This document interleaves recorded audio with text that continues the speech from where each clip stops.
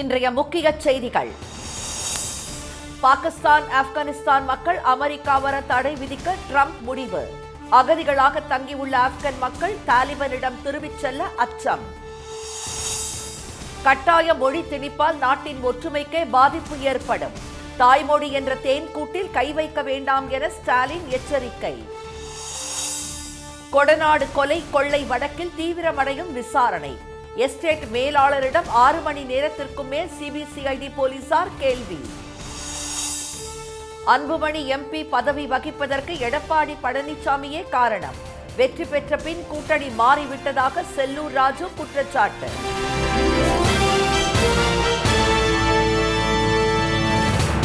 வணக்கம். வணக்கம். பாகிஸ்தான், ஆப்கானிஸ்தான் மக்கள் அமெரிக்கா வருவதற்கு தடை விதிக்க அமெரிக்க அதிபர் ட்ரம்ப் முடிவு செய்திருப்பதாக தகவல்கள் வெளியாகியுள்ளன. அமெரிக்க அதிபராக 2வது முறையாக பொறுப்பேற்ற ட்ரம்ப் பல்வேறு அதிரடி முடிவுகளை எடுத்து வருகிறார். அமெரிக்க நாடாளுமன்ற கூட்டத்தில் நேற்று முன்தினம் உரையாற்றிய அவர், ஆப்கானிஸ்தான் தலைநகர் காபூலில் தீவிரவாத தாக்குதலில் அமெரிக்க ராணுவ வீரர்கள் உயிரிழக்க காரணமாக இருந்த தீவிரவாதி ஷரீஃபுல்லாவை அமெரிக்காவுக்கு அனுப்பி வைக்க பாகிஸ்தான் ஒப்புக்கொண்டதற்காக நன்றி தெரிவித்தார். ஆனால் அடுத்த 24 மணி நேரத்தில் அதே பாகிஸ்தான் மற்றும் ஆப்கானிஸ்தான் மக்களை அமெரிக்க மண்ணில் அனுமதிக்க தடை விதிக்க முடிவு செய்திருப்பதாக அடுத்த 24 மணி நேரத்திலேயே செய்திகள் வெளியாகியுள்ளன. வெளிநாடுகளில் இருந்து வந்து அமெரிக்காவில் சட்டவிரோதமாக தங்கியுள்ளவர்களை வெளியேற்றும் நடவடிக்கையை ஏற்கனவே ஆட்சிக்கு வந்தவுடன் ட்ரம்ப் அரசு தொடங்கியுள்ள நிலையில் அடுத்த கட்டமாக அமெரிக்காவின் பாதுகாப்புக்கு அச்சுறுத்தலாக உள்ள நாடுகளிலிருந்து வருவோருக்கும் தடை விதிக்க ட்ரம்ப் முடிவு செய்துள்ளார் என்று கூறப்படுகிறது. இதற்காக எடுக்கப்பட்ட பட்டியலில் முன்னணியில் இருப்பது பாகிஸ்தான் மற்றும் ஆப்கானிஸ்தான் நாடுகள் என்றும் தகவல்கள் தெரிவிக்கின்றன. இதற்கான உத்தரவில் ட்ரம்ப் கையெழுத்திட்டவுடன் இந்த தடை அடுத்த வாரமே அமலுக்கு வரலாம் என்று எதிர்பார்க்கப்படுகிறது. தடை விதிக்கப்பட்டால் இரு நாடுகளையும் சேர்ந்தவர்கள் அமெரிக்காவுக்குள் நுழைய தடை விதிக்கப்படும். மேலும் அமெரிக்காவில் அகதிகளாக வாழ அனுமதி வழங்கப்பட்டுள்ள 2000க்கும் மேற்பட்ட ஆப்கானிஸ்தானியர்கள் மீண்டும் சொந்த நாட்டுக்கே திருப்பி அனுப்பப்படுவார்கள். அவ்வாறு மீண்டும் ஆப்கானிஸ்தான் சென்றால் தலிபான் அரசால் கடுமையாக தண்டிக்கப்படும் அபாயம் உள்ளதால் அவர்கள் கலக்கமடைந்துள்ளனர். கடந்த முறை ட்ரம்ப் அதிபராக இருந்தபோது Pakistan, Afghanistan, Iran, Libya, Somalia, Syria, Yemen நாடுகளைச் சேர்ந்தவர்கள் அமெரிக்கா வருவதற்கும் தங்குவதற்கும் தடை விதித்திருந்தது குறிப்பிடத்தக்கது. இதனிடையே உக்ரைன் அதிபர் ஜெலன்ஸ்கியுடன் அமெரிக்க வெளியுறவு அதிகாரிகள் நடத்தி வரும் பேச்சுவார்த்தை சுமூகமாக நடைபெறுவதாக வெள்ளை மாளிகை ஊடக செயலாளர் கரோலின் லெவிட் தெரிவித்துள்ளார். இதையடுத்து உக்ரைன் மீதான தடை நீக்கப்பட்டு அந்நாட்டுக்கு ராணுவ உதவிகள் மீண்டும் வழங்கப்படுவதற்கான வாய்ப்பு இருப்பதாக அவர் கூறியதாக செய்திகள் வெளியாகியுள்ளன. கட்டாயமாக ஒரு மொழியை திணித்தால் நாட்டின் ஒற்றுமைக்கே அது பாதிப்பை ஏற்படுத்தும் என முதலமைச்சர் திரு மு க ஸ்டாலின் எச்சரித்துள்ளார்.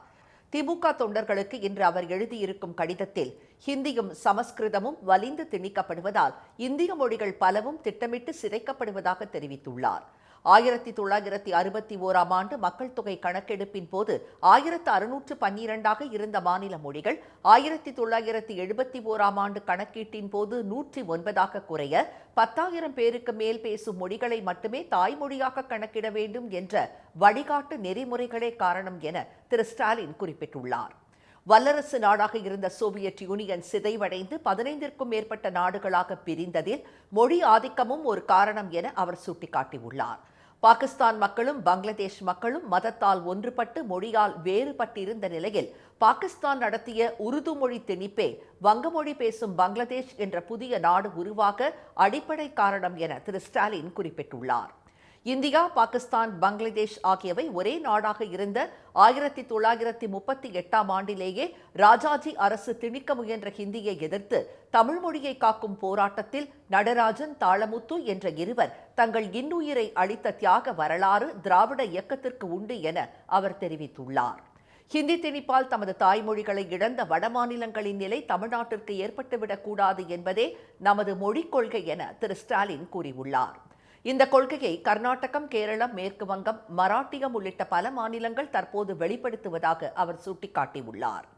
ஹிந்தி நிவாஸ் என கொண்டாடப்படுவது போல 8வது அட்டவணையில் இடம்பெற்றுள்ள 22 மொழிகளுக்கு உண்டா என்றும் ஹிந்தியை தவிர மற்ற மொழிகளை பாரபட்சமாக அணுகுவது ஏன் என்றும் திரு ஸ்டாலின் கேள்வி எழுப்பியுள்ளார். தாய்மொழி என்பது தேன்கூடு என்றும் அதில் கை வைப்பது ஆபத்து என்றும் தெரிவித்துள்ள அவர், கட்டாயமாக ஒரு மொழியை திணித்தால் அது நாட்டின் ஒற்றுமைக்கு பாதிப்பை ஏற்படுத்தும் என்றும் எச்சரித்துள்ளார். கொடநாடு கொலை கொள்ளை வழக்கு தொடர்பாக அந்த எஸ்டேட் மேலாளர் திரு நடராஜனிடம் 6 மணி நேரத்திற்கும் மேலாக சிபிசிஐடி போலீசார் விசாரணை நடத்தினர். நீலகிரி மாவட்டம் கோத்தகிரியில் உள்ள முன்னாள் முதலமைச்சர் ஜெயலலிதாவிற்கு சொந்தமான கொடநாடு எஸ்டேட்டில் 2017ஆம் ஆண்டு காவலாளி ஓம் பகதூர் கொலை செய்யப்பட்டு அங்கிருந்த பொருட்கள் மர்ம நபர்களால் கொள்ளையடிக்கப்பட்டன. எடப்பாடி திரு பழனிசாமி தலைமையிலான அதிமுக ஆட்சியில் நடந்த இந்த சம்பவம் அந்த கட்சியினர் மத்தியில் பதற்றத்தை ஏற்படுத்தியது. இந்த சம்பவம் தொடர்பாக விசாரணை நடத்திய தனிப்படை போலீசார் ஜெயலலிதாவின் கார் ஓட்டுநர் கனகராஜ் உள்ளிட்ட 11 பேர் மீது வழக்கு பதிவு செய்து அவர்களை கைது செய்தனர். கனகராஜ் சேலம் அருகே ஏற்பட்ட சாலை விபத்தில் பலியான நிலையில் மீதமுள்ள 10 பேரிடம் விசாரணை நடைபெற்றது. மேலும் உயிரிழந்த கனகராஜின் சகோதரர் மற்றும் அவரது உறவினருக்கு இந்த வழக்கில் தொடர்பிருப்பது தெரியவந்த நிலையில் தனிப்படை போலீசார் அவர்களையும் கைது செய்தனர். இந்த வழக்கு 2022ஆம் ஆண்டு சிபிசிஐடிக்கு மாற்றம் செய்யப்பட்டது. இந்த வழக்கில் தொடர்புடையவர்கள் மற்றும் குற்றம் சாட்டப்பட்டவர்கள் என இதுவரை 250க்கும் மேற்பட்டோரிடம் சிபிசிஐடி போலீசார் விசாரணை நடத்தி வாக்குமூலம் பெற்றனர். இந்த வழக்கில் முக்கிய சாட்சியாக கருதப்படும் கொடநாடு எஸ்டேட் மேலாளர் நடராஜனுக்கு கடந்த முறை சம்மன் அனுப்பப்பட்டது. ஆனால் அவர் கடந்த முறை விசாரணைக்கு ஆஜராகாத நிலையில் இன்று கோவை காந்திபுரத்தில் உள்ள சிபிசிஐடி அலுவலகத்தில் ஆஜரானார். காலை 10:30 மணி முதல் திரு நடராஜனிடம் விசாரணை நடத்தப்பட்டது. சுமார் 6 மணி நேரத்திற்கும் மேலாக நடந்த விசாரணையில் கொலை, கொள்ளை சம்பவங்கள், கம்ப்யூட்டர் ஆபரேட்டர் தினேஷ் தற்கொலை சம்பவம் உள்ளிட்டவை குறித்து விசாரிக்கப்பட்டது. எஸ்டேட் மேலாளர் திரு நடராஜன் திருமதி சசிகலா குடும்பத்திற்கு நெருக்கமானவர் என்பதால் அவரிடம் மேற்கொள்ளப்படும் விசாரணை முக்கியத்துவம் வாய்ந்ததாக கருதப்படுகிறது. பாமக தலைவர் டாக்டர் அன்புமணி எம்பியாக இருப்பதற்கு எடப்பாடி திரு பழனிசாமி தான் காரணம் என்றும், ஆனால் நன்றி மறந்துவிட்டு அவர் பாஜக கூட்டணிக்கு தாவி விட்டதாகவும் அதிமுக முன்னாள் அமைச்சர் செல்லூர் திரு ராஜு குற்றம் சாட்டியுள்ளார். 2021ஆம் ஆண்டு நடைபெற்ற சட்டப்பேரவை தேர்தலில் அதிமுகவுடன் கூட்டணி அமைத்த பாமகவிற்கு மாநிலங்களவை சீட் ஒதுக்கப்படும் என ஒப்பந்தம் செய்யப்பட்டு அதன்படி டாக்டர் அன்புமணி ராமதாஸ் எம்பியாக இருந்து வருகிறார். இதேபோல கடந்த ஆண்டு நடந்த மக்களவை தேர்தலில் அதிமுகவுடன் கைகோர்த்த தேமுதிகவும் ஒரு மாநிலங்களவை சீட் ஒதுக்க வேண்டும் என பேரம் பேசியதாக தகவல் வெளியானது. இந்நிலையில் கடந்த மாதம் 12ஆம் தேதி தேமுதிக கொடிநாள் விழாவில் பேட்டியளித்த தேமுதிக பொதுச் செயலாளர் திருமதி பிரேமலதா, அதிமுக கூட்டணியில் இணைந்த போது ஒரு மாநிலங்களவை சீட் தருவதாக ஏற்கனவே ஒப்பந்தம் செய்யப்பட்டதாகவும், யாரை வேட்பாளராக நிறுத்துவது என்பது குறித்து கட்சி தலைமை முடிவு செய்யும் என்றும் கூறினார். ஆனால் நேற்று முன்தினம் சேலம் மாவட்டம் ஆத்தூரில் பேட்டியளித்த எடப்பாடி திரு பழனிசாமி அப்படி ஒப்பந்தம் எதுவும் செய்யப்படவில்லை என்று தெரிவித்தார். இதனால் தேமுதிகவினர் அதிர்ச்சி அடைந்துள்ளனர். இதற்கிடையே மதுரை மாவட்டம் சமயநல்லூர் அருகே நடைபெற்ற நிகழ்ச்சி ஒன்றில் பேசிய முன்னாள் அமைச்சர் செல்லூர் திரு ராஜு, பாமகவிற்கு அதிமுக மாநிலங்களவை சீட் கொடுத்ததாகவும் வெற்றி பெற்ற பின் அவர் பாஜக கூட்டணிக்கு சென்று விட்டதாகவும் குற்றம் சாட்டினார். பாட்டாளி மக்கள் கட்சி உங்களுக்கு தெரியும், அன்புமணி ராமதாஸ் இன்னைக்கு நாடாளுமன்ற உறுப்பினராக இருக்கிறாருன்னா அது காரணமாக நான் எடப்பாடியார். ஆனால் ஜெயிச்ச மறு நிமிஷம் அந்த கட்சி ஜெயிக்கிறதுக்கு காரணமாக இருந்த எங்கள் பொதுச் செயலாளரெல்லாம் மறந்துட்டு உடனே ஆளுங்கட்சிக்கு தாவிட்டாங்க. இருந்தாலும் எங்கள் தலைவர், எங்கள் பொதுச் செயலாளர் கொடுத்ததை நம்ம வாக்குறுதி கொடுத்துருங்க. வரும் சட்டப்பேரவை தேர்தலில் பாஜகவுடன் அதிமுக கூட்டணி வைக்குமா என்ற கேள்விக்கு நேரடியாக பதிலளிக்க அவர் மறுத்துவிட்டார். பாஜகவுடன் கூட்டணி கிடையாது என திட்டவட்டமாக கூறி வந்த செல்லூர் திரு ராஜு தற்போது கூட்டணி குறித்து பொதுச் செயலாளர் எடப்பாடி திரு பழனிசாமி தான் முடிவெடுப்பார் என மழுப்பலாக கூறினார். சிம்பொனி இசை தன்னுடைய பெருமை அல்ல, இந்தியாவின் பெருமை என்று இசையமைப்பாளர் இளையராஜா தெரிவித்துள்ளார். வேலியன்ட் என்ற தலைப்பில் உருவாக்கியுள்ள தனது முதல் சிம்பொனி இசைக்கோர்வையை லண்டனில் உள்ள அப்பல்லோ அரங்கில் நாளை மறுநாள் அவர் அரங்கேற்றம் செய்கிறார். அதற்காக சென்னையிலிருந்து இன்று லண்டன் புறப்பட்டு சென்றார். முன்னதாக விமான நிலையத்தில் செய்தியாளர்களிடம் பேசிய அவர், நாளை மறுநாள் வெளியிட இருக்கும் தமது சிம்பொனி ரசிகர்களுக்கு மிகப்பெரிய இசை விருந்தாக இருக்கும் என்றார்.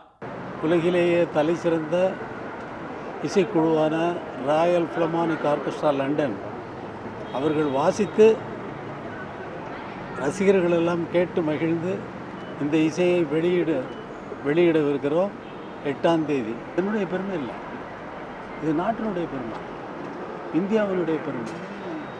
இந்தியா இன்கிரெடிபிள் இந்தியாங்கிற மாதிரி இன்கிரெடிபிள் இளையராஜா, அவ்வளோதான். லண்டனில் நடைபெறவுள்ள சிம்பொனி இசை நிகழ்ச்சி வெற்றி பெற தனக்கு நேரில் வந்து வாழ்த்து தெரிவித்த தமிழ்நாடு முதலமைச்சர் திரு மு.க. ஸ்டாலின் மற்றும் அரசியல் கட்சி தலைவர்கள், நடிகர்கள் கமல்ஹாசன், சிவகார்த்திகேயன் மற்றும் பல்வேறு துறை சார்ந்தவர்கள் என அனைத்து தரப்பினருக்கும் நன்றி தெரிவிக்கும் காணொலி ஒன்றையும் இளையராஜா வெளியிட்டுள்ளார். இதனிடையே வரலாற்று சிறப்புமிக்க சிம்பொனி இசை நிகழ்ச்சி வெற்றி பெற வாழ்த்து தெரிவித்துள்ள பாமக தலைவர் திரு அன்புமணி, மெசார்ட், பீத்தோவன் வரிசையில் இளையராஜாவும் இடம்பெறுவார் என்றும், இளையராஜாவே இந்தியாவுக்கு பெருமைதான் என்றும் கூறியுள்ளார். திருவள்ளூர் அருகே உள்ள பழமையான முருகன் கோயில் நிலவரையில் உள்ள 2 ரகசிய அறைகள் கண்டுபிடிக்கப்பட்டுள்ளன. பட்டறை பெரும்புதூரில் உள்ள முதலாம் குலோத்துங்க சோழன் காலத்தில் கட்டப்பட்டதாக கூறப்படும் பழமையான முருகன் கோயில் உள்ளது. சென்னை திருப்பதி தேசிய நெடுஞ்சாலையின் விரிவாக்கத்திற்காக கோயிலின் ஒரு பகுதி நிலத்தை கையகப்படுத்த முயன்றபோது உள்ளூர் மக்கள் அதற்கு எதிர்ப்பு தெரிவித்தனர். மேலும் பழமையான அந்த கோயிலை பாதுகாக்க வேண்டும் என திருவள்ளூர் மாவட்ட ஆட்சியரிடம் மனு அளித்திருந்தனர். இதையடுத்து அந்த கோயிலை ஆய்வு செய்ய தொல்லியல் துறைக்கு மாவட்ட ஆட்சியர் உத்தரவிட்டதை அடுத்து அங்கு நிலவரை இருப்பது கண்டுபிடிக்கப்பட்டது. அதைத் தொடர்ந்து இன்று அந்த கோயிலின் நிலவரைக்குள் இறங்கி தொல்லியல் துறையினர் ஆய்வு நடத்தினர். பின்னர் செய்தியாளர்களிடம் பேசிய மாவட்ட தொல்லியல் அலுவலர் திரு லோகநாதன் 10 அடி உயரத்தில் 8 அடி அகலத்தில் 2 அறைகள் இருப்பதாக தெரிவித்தார். சுரங்கம்னு சொல்லக்கூடிய அந்த நிலவரைக்குள்ள போய் ஆய்வு செஞ்சோம். அங்கே நம்ம எதிர்பார்க்குற மாதிரி எந்த ஒரு இதுவும் நமக்கு வந்து முக்கியமான பொருட்கள் எதுவும் நமக்கு வந்து கிடைக்கல. என்ன செட்டப்ல இருக்கு உள்ள நீங்க போய் இறங்கிருக்கீங்க? அது சின்ன அறைகள் தான் இருக்குது, 2 அறைகள் இருந்துச்சு. அதை மட்டும் பார்த்தோம். அந்த அறைகளில் ஏதாவது இப்போ தொல் பொருட்களோ இல்லை வேறு ஏதாவது சிலைகளோ இருக்குதான்னு ஆய்வு செஞ்சோம். அது எதுவுமே இல்லை. இல்ல அந்த மாதிரி அறைகள்லாம் எதுக்கு உருவாக்குவாங்க? அதான் நிலவரைகள் பொதுவாக வந்து கோயிலுங்களில் வந்து முக்கியமான ஆவணங்களை பாதுகாக்கிற ஒரு அறை தான் அது. மற்றபடி சுரங்கப்பாதைலாம் ஒன்றும் ரொம்ப லாங்காக போகிற ஒரு ஐட்டம்ஸ்லாம் கோயிலில் ஹிஸ்டாரிக்கல் டெம்பிள்ஸில் எதுவும் அந்த அளவுக்கு இல்லை. ரகசிய அறையில் இருந்து சுரங்கப்பாதை செல்வதற்கான வழித்தடம் எதுவும் இல்லை என்று தொல்லியல் துறையினர் கூறினர். மேலும் அந்த அறையில் பொருட்கள் எதுவும் இல்லை என்றும் அங்கு விலை உயர்ந்த பொருட்களை பாதுகாத்திருக்க வாய்ப்பில்லை என்றும் திரு லோகநாதன் தெரிவித்தார்.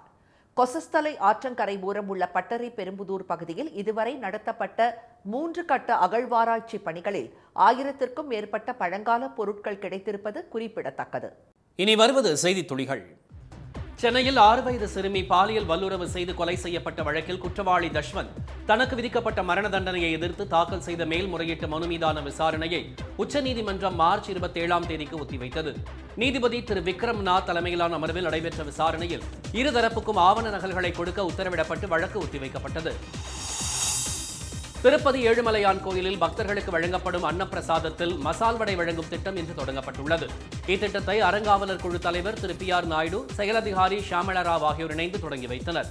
அன்னப்பிரசாத மையத்தில் காலை 8:30 மணி முதல் இரவு 11 மணி வரை சாதம், சாம்பார், ரசம், மோர், சர்க்கரை பொங்கல், காய்கறி பொரியல், சட்னி உள்ளிட்ட 7 வகையான பிரசாதங்கள் பக்தர்களுக்கு தற்போது வழங்கப்பட்டு வருகிறது.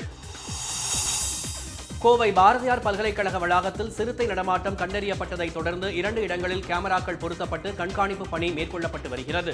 மேலும் பல்கலைக்கழகத்தின் பின்புறம் உள்ள பகுதிகளில் தற்காலிக கண்காணிப்பு கோபுரங்களை அமைத்து கண்காணிப்பு பணிகளை தீவிரப்படுத்த வனத்துறையினர் திட்டமிட்டுள்ளனர்.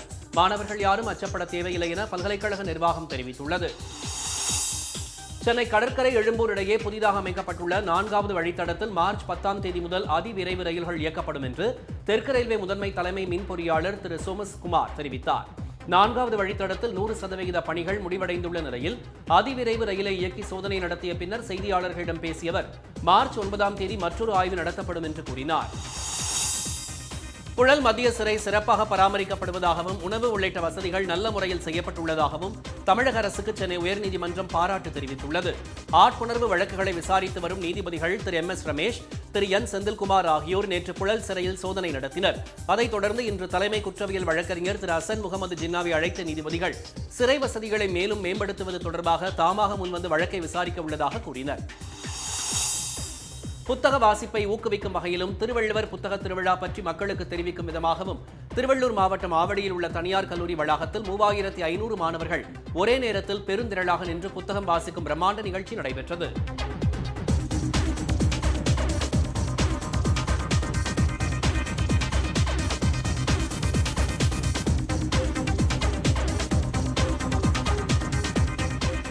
முன்னதாக ஆவடி மாநகராட்சி அலுவலக வளாகத்தில் புத்தக திருவிழா குறித்த ராட்சத பலூனை அமைச்சர் திரு நாசர், ஆவடி மாநகராட்சி மேயர் திரு உதயகுமார், திருவள்ளூர் மாவட்ட ஆட்சியர் திரு பிரதீப் உள்ளிட்டோர் பறக்கவிட்டனர்.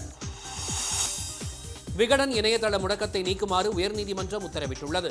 அமெரிக்க அதிபர் டிரம்பை பிரதமர் திரு மோடி சந்தித்தது தொடர்பான கேலி சித்திரம் காரணமாக கடந்த மாதம் 15ஆம் தேதி விகடன் இணையதளம் முடக்கப்பட்டது. இதை எதிர்த்து அந்த நிறுவனம் தொடர்ந்த வழக்கை விசாரித்த சென்னை உயர்நீதிமன்றம் தடையை நீக்க மத்திய அரசுக்கும் சர்ச்சைக்குரிய கேலி சித்திரத்தை பிளாக் செய்ய விகடன் நிறுவனத்துக்கும் உத்தரவிட்டது.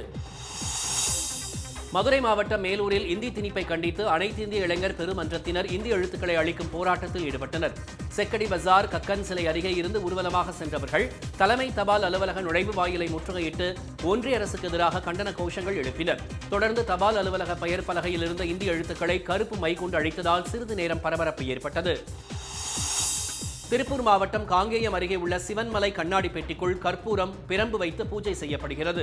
இங்குள்ள ஆண்டவன் உத்தரவு பெட்டியில் கற்பூரம் மற்றும் பிரம்பை வைத்து பூஜை செய்ய திருப்பூர் மாவட்டம் ஆறுதொழுவைச் சேர்ந்த தங்கவேல் என்பவரின் கனவில் உத்தரவானதால் கடந்த வாரம் பூஜைக்காக வைக்கப்பட்ட வைக்கோல் மாற்றப்பட்டுள்ளது. இன்றைய வர்த்தக முடிவில் மும்பை பங்குச்சந்தை குறியீட்டு எண் சென்செக்ஸ் 610 புள்ளிகள் அதிகரித்து 74,340 புள்ளிகளாக இருந்தது. தேசிய பங்குச்சந்தை குறியீட்டு எண் நிஃப்டி 207 புள்ளிகள் உயர்ந்து 22,545 புள்ளிகளாக நிறைவடைந்தது. சென்னையில் இன்று ஆபரண தங்கத்தின் விலை சவரனுக்கு 440 ரூபாய் உயர்ந்து ஒரு சவரன் 64,520 ரூபாயாகவும் ஒரு கிராம் 8,065 ரூபாயாகவும் உள்ளது. வெள்ளி விலையில் மாற்றமின்றி ஒரு கிராம் 107 ரூபாயாக உள்ளது. மீண்டும் இன்றைய முக்கிய செய்திகள். பாகிஸ்தான், ஆப்கானிஸ்தான் மக்கள் அமெரிக்கா வருவதற்கு தடை விதிக்க ட்ரம்ப் முடிவு செய்திருப்பதாக தகவல்கள் வெளியாகியுள்ளன. கட்டாயமாக ஒரு மொழியை திணித்தால் நாட்டின் ஒற்றுமைக்கே அது பாதிப்பை ஏற்படுத்தும் என மத்திய அரசை முதலமைச்சர் மு.க. ஸ்டாலின் எச்சரித்துள்ளார்.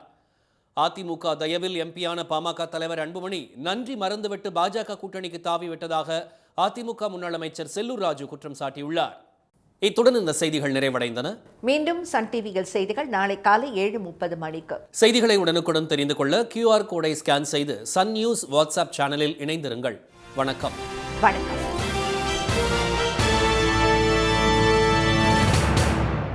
உடனுக்குடன் செய்திகளை தெரிந்து கொள்ள சன் நியூஸ் பெல் ஐகானை கிளிக் பண்ணுங்க.